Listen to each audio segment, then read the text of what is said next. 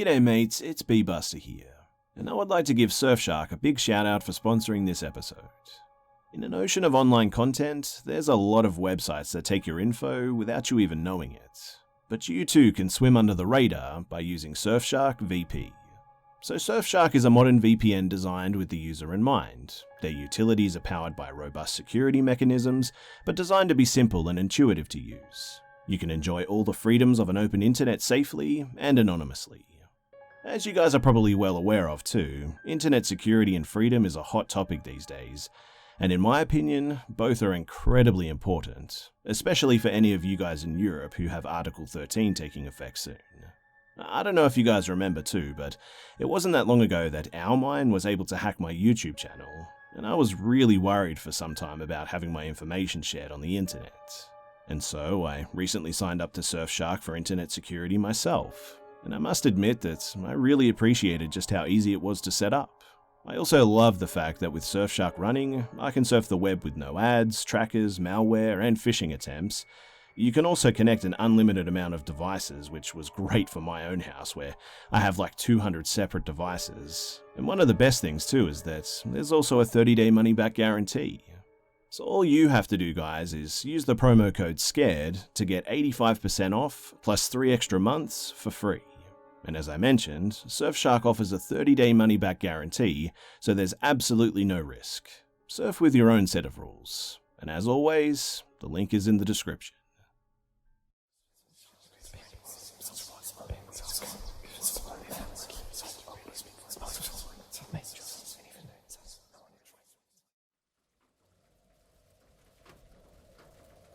Wendell was a panhandler near my college. I always gave him my change when I had extra. Usually I keep a hard rule not to give money to individuals because I give it to known local charities instead, where I can be sure that the money is going to a specific cause. This one panhandler though, he always sang opera music, but quite beautifully as well, all things considered. Even though it was clear that he was begging for money due to poverty and homelessness, not busking for tips, I always thought that it was admirable that he was trying to perform a service in exchange for money, and I don't like carrying coins, so I gave him what I could. It wasn't much, barely $1 each time, if that. But I would occasionally strike up conversations with Wendell, even if I didn't have any money for him. He actually liked to make students laugh with funny impressions or jokes. He was a bit older. I'm like an undergrad. He was probably 40s or 50s. So we'd mostly just have quick chats about the news or the weather or whatever it was, and nothing deep, and then I'd be on my way. Sometimes though, he would just randomly share something so intimate that I'd feel obligated to reciprocate with something at least superficially personal. For example, he'd blurt out things like he'd almost went to college on a baseball scholarship, but drugs ruined everything. I would be like, "Oh wow, I'm really sorry to hear that. I play volleyball. Not for a scholarship though. See you around, okay?" Once though, Wendell called me over while I was walking with a professor, my advisor, and I didn't want to be rude, so I went over to just say a quick hello and introduced my advisor. When we walked away, my advisor was pretty clearly horrified and asked why Wendell knew me by my name. I explained our little friendship, and he said that the homeless in the city weren't like the homeless in my smaller town back home. I figured that he was being a bit of an elitist, and I think that he could tell that I hadn't taken him seriously because after we dropped the subject, just before I left, he reiterated that I shouldn't forge friendships with the homeless population in this city or even give them money because the chronically homeless, the ones on the streets enough that you could get to know them, tended to have criminal or addictive histories. I was surprised because my advisor is usually pretty progressive and compassionate, so I appealed to him with Wendell is a victim of a post-capitalist society and all the other things that I'd learned in his very own classes, but he wasn't having any of it, basically saying that however Wendell became chronically homeless, now he was, and I should act accordingly. So my professor strongly implored me not to continue even talking to Wendell, like at all. I kind of shook my head thinking, okay boomer, and if anything, felt fortified by the warning, like it was a confirmation that I was a radical doing the right thing, leading a new path, breaking down barriers, battering society. I got closer to Wendell as well, and I shared more about my life with him. But the very next time that I talked to Wendell, he was really irritable and distant, and I just wasn't sure why. Until he said, "So, your boyfriend, huh? You two live together or what?" I had no idea what he was talking about, but I said, "What boyfriend?" And he said, "The guy I met from yesterday that you were walking down the street with." I laughed at this, explaining that it wasn't my boyfriend. It was just my academic advisor. Then, all of a sudden, he just wasn't irritable anymore. He was chatty as he'd ever been. I probably should have taken that as a red flag, I know, but I didn't think about Wendell much at all then. In fact, I only really saw him once or twice a week, and only for a few minutes. It was around then, though, that Wendell started bringing me gifts. I'd pass him and he'd have a flower for me or a metal machine piece, and I never refused because I figured it was a means of preserving his dignity when accepting money, like with his opera singing. One of my roommates, though, did remark on the flower once, and when I explained, she said that it was weird. I thought that she was just being elitist as well, and that I was enlightened, bridging the class divide and superior to her neoliberal paranoia. I mean, come on, it was just a flower, right? My advisor clocked onto all of this, so brought it up with me again a while later, saying that he was worried that I was being manipulated. I tried to tell him about Wendell's opera singing and impressions and how he even almost went to college, but then I remembered the reason that he lost his baseball scholarship, and I sort of stopped short. But looking at it through that lens kind of made me reconsider the whole thing. I thought about what my professor had said, sparing the details. We would talk for like half an hour, and I finally connected the dots that Wendell did have a history of drug use, and he did sometimes mention how a previous girlfriend overreacted to something that he'd done, and it had derailed his life besides the drugs. And so I decided that maybe I should think about distancing myself, even just a little bit. But very shortly after, the pandemic hit and classes went virtual, so to save on rent, I went home to my parents' house, still in the state, but not near campus at all. About 3 weeks into being home, I was watching a friend's Insta story when I heard Wendell singing opera in the background, and I thought, oh yeah, I forgot all about him. I hope he's doing okay. That was that, and I just kept watching different stories. Later that night, though, something about the story just kind of stuck in my gut. It had popped into my mind a few times subconsciously, and I'd ignored it, but it just kept coming back, so I decided that I should go and watch it again. That's when I realized that my friend's video wasn't from our college town. In fact, it was from my much smaller hometown, which is nowhere near my college. I'll admit that freaked me out a bit, but I figured everyone moved around when the pandemic hit, so my town isn't that small as well. It isn't that far from the college. It was probably a coincidence. I really wanted to mention it to my parents, but they had always warned me against talking to the homeless. Besides something like, can I buy you a meal or something? So I just felt too embarrassed to explain the situation to them. Especially since it was probably a coincidence, and I would sound so conceited if I were like, hey, he definitely followed me because aren't I just so great that he's probably obsessed with me? We have a type 1 diabetic in the family too, so we took quarantining pretty seriously. I figured too that I'll never see him anyways. I'm not going out anytime soon, so it doesn't matter where he is. And nothing ever happened. Well, except one thing. You see, a girl from high school, who also ended up at my college, called me and, in summary, said, "This is going to sound really weird, but I feel like I should say something. I was downtown and a beggar asked me about you, like specifically you. He knew that you were on club volleyball and he knew you're a major.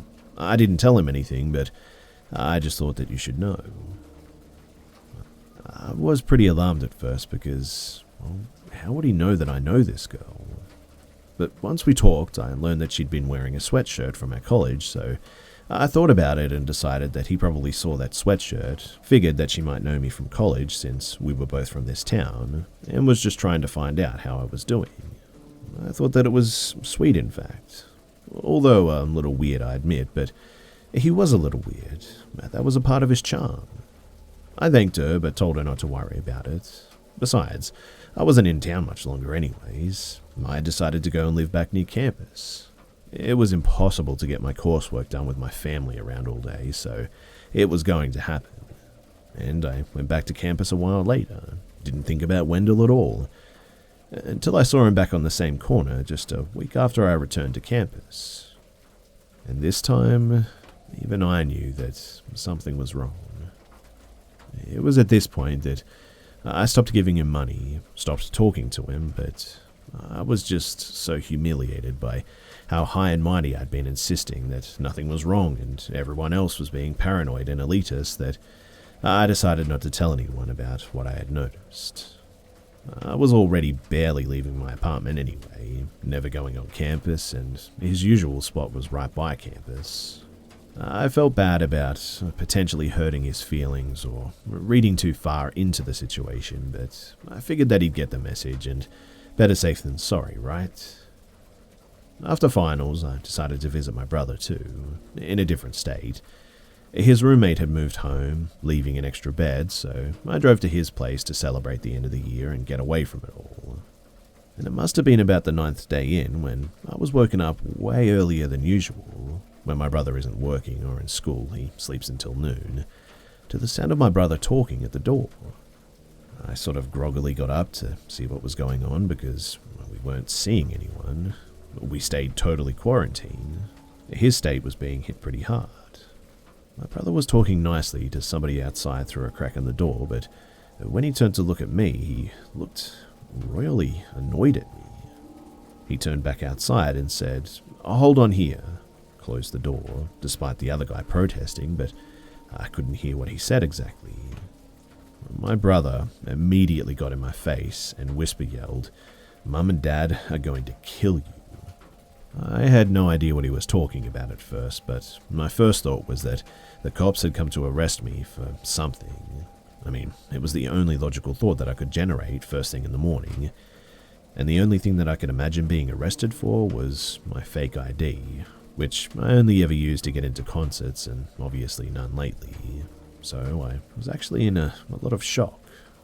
But my brother was still going, and as best as I can remember, because I was panicked at this point, he was saying, "And I'm going to kill you. This is so not cool. You didn't even ask. I wouldn't have said yes anyways, but you didn't even think to ask." I realized then that didn't align with being arrested, so finally I was like, "What are you talking about?" And he said, "You're dating a 40-year-old guy? Older? 45 maybe? Of all the people out there. I mean, come on. Dad's going to kill you and then have a heart attack and die again, which will kill Mum. And you invited him to my house while we're supposed to be social distancing? You two have to go to a hotel because he isn't coming in here, alright? I wasn't mean to him out of respect for you, but if he doesn't leave now, that's going to change." I had no idea what he was talking about. None still. I hadn't connected any of the pieces yet. Because you've got to remember that Wendell was such a small part of my life until this point. I almost never saw him and even thought about him. My whole world had been turned upside down by a pandemic in the preceding few months. He was background noise. Faint background noise, in fact, compared to all the other stuff that had been going on anyway. So I just said the first thing that came to mind. "Dude, I don't know why you're getting so mad at me. I don't have a boyfriend. I don't know what you're talking about. Someone's got the wrong house, okay?" My brother looked like he was ready to rip my face off, and he said, "We're adults, come on, don't lie to me. I'm not Mum and Dad. We can't deal with this if you're going to lie to my face." And I said that I wasn't lying, and I think he could tell from my expression and tone that I was genuinely serious too. So now, he was as confused and irritated as I was, and he was like, "But he didn't just vaguely say that he was here for his girlfriend. He used your name. He rattled off a ton of very exact info. I think he said he said you guys had a fight and he was here to work things out. Now, I've been looking for a boyfriend for a long time, I'll admit, so I was half thinking, maybe dreams do come true. Might as well see who it is. But I was also starting to feel a bit sick in the pit of my stomach for some reason, because it would be one thing if this happened on campus or back home, but I had changed states. My brother moved to this state for school, and I don't know anyone here but him and his friends. So I finally did the obvious thing and looked through the peephole. And I almost didn't recognize him at first because he had showered, shaved, and changed into clean clothes for the first time since I'd known him. But sure as heck, here was Wendell, standing on my brother's doorstep, hundreds of miles from his original corner. I was honestly so scared that I couldn't even speak. My heart was pounding like I was slipping under deep water with my legs tied. I just backed away from the door and I sat on the couch and tried to collect myself. My brother thought that it was my affirming that there really was some secret older boyfriend who had just made himself known, so it took a minute for him to cut off his ranting and his dramatic what will grandma think stuff. But finally, he realized that I was tearing up and he sat down, calmed down, and apologized and said that we'd figure it out. And I whispered, still out of breath, "No, you don't understand. He followed me here." My brother still didn't get it, and he said, "What? You didn't want him to come here? What was your fight about?" Still thinking this guy was my boyfriend. I managed to repress my panic enough to explain the broad strokes to him, but I don't think he fully grasped just how creepy it was in the moment, because he was like, "You're kidding me? That's hilarious. I'll take care of this." He went to the door and called from behind it, "Hey, just checked. She's not here. Must have packed out this morning. And listen, you should do the same, okay? I'm taking this social distancing thing real serious, alright?" And he winked at me. That's when, as my brother says when he tells this story, it got real. Wendell then said, "You're lying. I heard her in there. Tell her I'm sorry. I don't know why she's been avoiding me, but I got cleaned up for her, and I'll take her anywhere that she wants to go. Tell her that. Tell her, and don't lie. I'll know if you lie." That rubbed my brother the wrong way, and he said, "Bro, you're not taking her anywhere. Now get off my deck before we have a problem." And Wendell sounded like he was walking away, but instead, he was going over to the window. When I saw him staring, he looked different than I had ever seen him. Even then, a few seconds earlier, when I glanced through the peephole, his clothes were clean, but they didn't fit or match. Eyes were bugged out of his head. White stuff caked on the corner of his mouth I hadn't noticed at first. Shaking, just kind of disconnected from reality. He started banging on the window, shouting things like, "That's my girlfriend. You can't keep her in there. Let her out. Let her out. I'm coming, baby. I'm coming." I couldn't tell if it was meant as a threat or as reassurance. I was so scared, I was too scared to run or even move. I think my brother was almost as surprised by the sudden outburst as I was. He was rolling up his sleeves like he was preparing to go out there, and I was trying to make my voice work to beg him not to. But I was anxious, scared, embarrassed, and sad that I had missed all the signs leading up to this, all the opportunities to prevent it, that our friendship was never the wholesome thing that I thought it was. Though, of course, that's something that I had already begun to grapple with before this day, and just had so many thoughts swirling in my head, fear being chief among them. All I could do in the end was scream. Not words, just noise, and cover my ears to drown the whole situation out. Before my brother could charge out the door, he's an athletic guy, but I don't think he's ever actually been in a physical fight, Wendell punched through the window. Nothing actually happened when he punched, though, and there was an eerie moment of silence where just nobody moved. I think even I stopped screaming. But when he pulled his hand back, all hell just broke loose.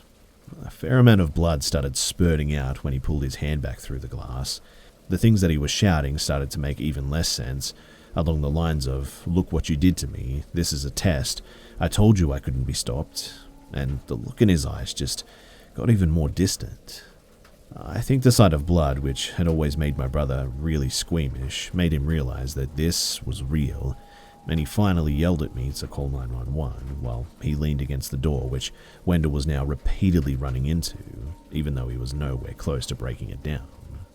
To this day, too, I honestly don't even remember making the call, but apparently I did, because within 10 minutes, the police arrested Wendell without resistance. He kept trying to tell them that his girlfriend was trapped in the house and he'd come all this way to save her, and my poor brother was even momentarily handcuffed and had to explain that he hadn't taken me hostage. And probably one of the most haunting memories of the whole event is that as they carted Wendell away for arrest, he started singing opera music. I must say, too, that I've learned a lot of important common sense and life lessons from this whole saga.